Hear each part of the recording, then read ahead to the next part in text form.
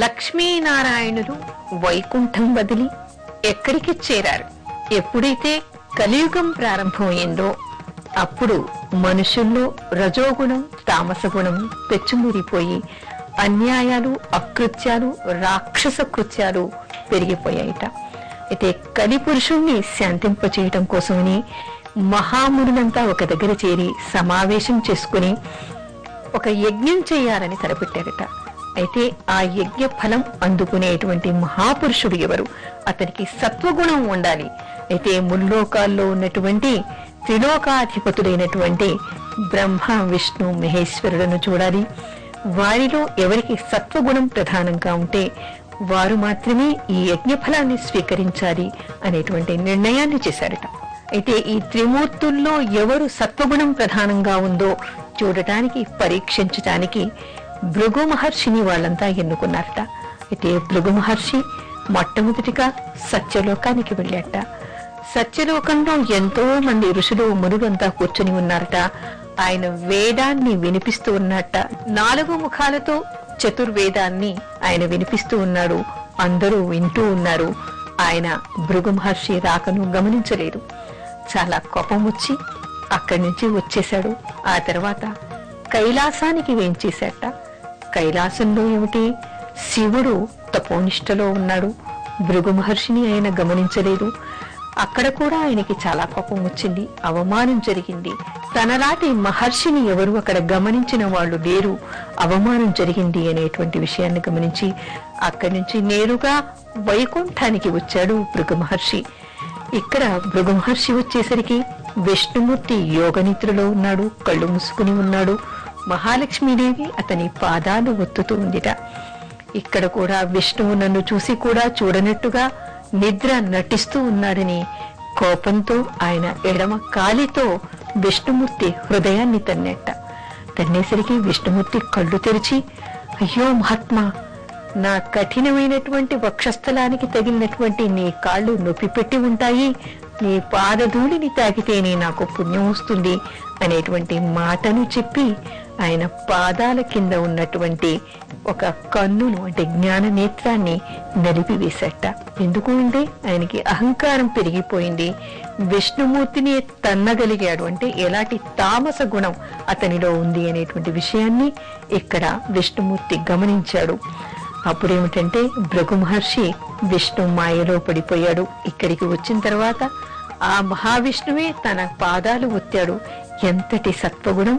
నేను తన్నినా కూడా ఈయనలో ఎలాంటి కోపావేశాలు రాలేదు అని గమనించి అక్కడి నుంచి వెళ్లిపోయే ఋషులకి మునులకి త్రిలోకాల్లో జరిగినటువంటి విషయాలన్నీ కూడా పూసగుచ్చినట్టు చెప్పి సత్వగుణం ప్రధానంగా కలిగినటువంటి వాడు విష్ణుమూర్తి కాబట్టి యజ్ఞ ఫలాన్ని అందుకోవడానికి ఆయన మాత్రమే అర్హుడు అని చెప్పేసి వాళ్ళంతా తలుచుకొని ఆ యజ్ఞ ఫలాన్ని విష్ణుమూర్తికి ఇవ్వదలిచి వాళ్ళు యజ్ఞాన్ని ప్రారంభించారట.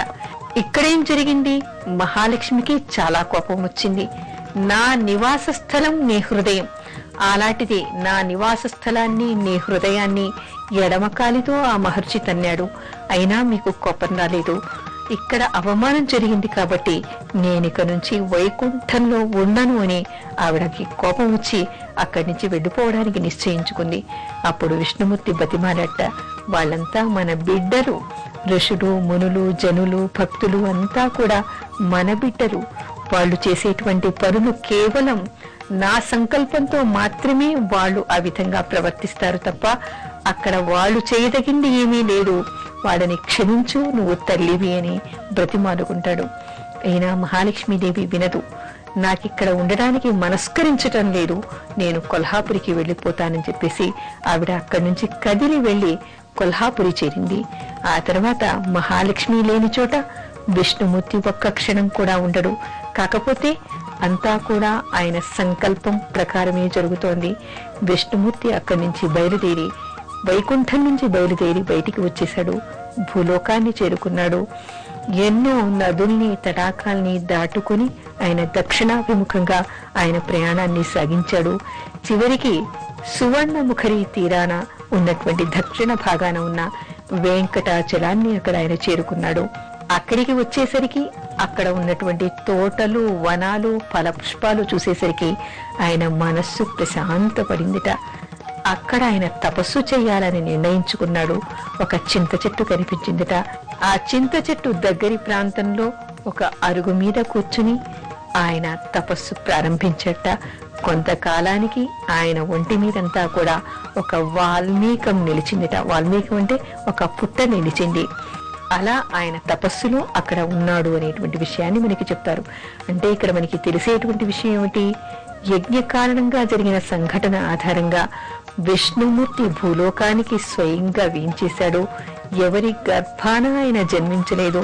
సాక్షాత్తు వైకుంఠం నుంచి ఆయన నేరుగా వెంకటాచలానికి చేరాడు అనేటువంటి విషయం మనకి పురాణంలో తెలుస్తోంది. అదేవిధంగా మహాలక్ష్మీదేవి కొల్హాపురానికి చేరింది అనేటువంటి విషయాన్ని కూడా మనకి పురాణంలో కనిపిస్తోంది. ఈ వెంకటాచలపతి వేంచేసినటువంటి విధానాలు మనకి స్కాంద పురాణంలోను, భవిష్య పురాణంలోను, వరాహ పురాణంలో కూడా కనిపిస్తూ ఉన్నాయి.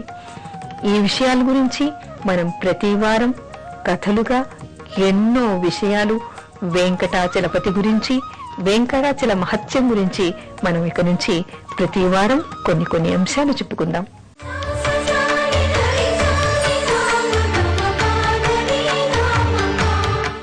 ఆకాశరాజుకు పద్మావతి ఎక్కడ లభించింది? వసునాయకుడు ఎవరు? ఆకాశరాజు, ధరణీదేవి ఇద్దరు దంపతులు. వాళ్ళకి అన్ని భోగాలు ఉన్నాయి, అన్ని సంపదలు ఉన్నాయి. ప్రజలంతా కూడా సుఖ సంతోషాలతో ఉన్నారు. వారికి దేనికి లోటు లేదు. కాకపోతే ఒకే ఒక చింత, అది సంతానం లేదు. ఎన్నో నోములు చేశారు, ఎన్నో వ్రతాలు చేశారు, ఎన్నో యాగాలు చేశారు, తీర్థయాత్రలు చేశారు, నాగప్రతిష్ఠలు చేశారు. అయినప్పటికీ ఎంతకాలం గడిచినా వాళ్ళకి సంతాన ప్రాప్తి జరగలేదు. అప్పుడు ఆకాశరాజుకు చింత పెరిగిందిట. జ్యోతిష్కులందరినీ పిలిచాట, పండితులందరినీ పిలిచాడు. మీరు సరిగ్గా లెక్కలు కట్టి చెప్పండి, నిజంగా మాకు సంతాన యోగం ఉందా? మేం దానికోసం ఏం చెయ్యాలి? ఏది చేయటానికైనా నేను సిద్ధంగా ఉన్నాను. మాకు సంతాన ప్రాప్తి ఎప్పుడు కలుగుతుంది అనేటువంటి ప్రశ్నలు వేసేట. దైవజ్ఞులంతా వాళ్ళ జాతకాల్ని పరిశీలించారట. మీకు తప్పకుండా సంతాన యోగం ఉంది, అద్భుతమైనటువంటి సంతాన యోగం ఉంది, మీరు దిగులు చెందవద్దు. పూర్వం దశరథుడు కూడా సంతానం లేదని చెప్పి చాలా కాలం విలపించాడు. ఆ తర్వాత పుత్రకామేష్టి యాగాన్ని చేశాడు. ఆ యాగం చేసిన తర్వాతనే శ్రీరామచంద్రుడు వారికి జన్మించాడు. కాబట్టి మీరు కూడా పుత్రకామేష్టి యాగాన్ని చేయండి అని చెప్పేసి దైవజ్ఞులంతా కూడా ఈ ఆకాశరాజుకు సలహా ఇచ్చారుట. ఆ తర్వాత ఆకాశరాజు కూడా పుత్రకామేష్టి యాగాన్ని చేయాలని నిర్ణయించుకున్నాడు. ఎక్కడ యాగం చెయ్యాలి అనేటువంటిది నిర్ణయించుకొని ఆ యాగానికి సరిపోయినటువంటి భూమిని కూడా ఆయన ఎంచుకున్నాడు. ఎంచుకున్న తర్వాత ఒక శుభ ముహూర్తాన వేదోక్తంగా ఆ భూమిని ఒక బంగారు నాగలితో దున్నడం ప్రారంభించట. అప్పుడు ఆ భూమిని దున్నుతున్నప్పుడు ఒక పెట్టె వాళ్ళకి ఆ నాగలికి అడ్డు తగిలిందిట. ఆ పెట్టెను తెరిచి చూస్తే ఒక తామర పువ్వులో అందమైనటువంటి పసి పాప ప్రకాశవంతంగా ప్రకాశిస్తూ బోసి నవ్వులు నవ్వుతూ ఆ పెట్టెలో కనిపించిందిట. ఆహా, అలనాడు జనక మహారాజుకు సీతాదేవి దొరికినట్టుగానే నాకు ఇక్కడ ఈ పెట్టెలో ఈ పుత్రిక లభించింది అని ఆయన పరమానందపడిపోయాట. దేశమంతా కూడా అందరినీ పండగలు చేసుకోమన్నట. అందరికీ సంపదల్ని పంచాట. ఆ పుత్రికను ఎంతో మమకారంతో ఆనందంతో తీసుకెళ్లి భార్య అయినటువంటి ధరణీదేవికి ఇచ్చాట. ఆ పాపని వాళ్ళు చూసుకుంటూ ఉన్నారు. ఈ లోపలే ధరణీదేవి గర్భం దాల్చిందిట. 9 మాసాలు నిండేసరికి ఒక శుభముహూర్తాన, ఎలాంటి శుభముహూర్తం అది? సూర్యుడు మేషంలో ఉచ్చ రాశిలో ఉండగా, కర్కాటకంలో గురువు ఉచ్చ రాశిలో ఉండగా, 2 గ్రహాలు ఉచ్చస్థితిలో ఉండగా ఆవిడ ఒక మగ శిశువుకి జన్మనిచ్చిందిట.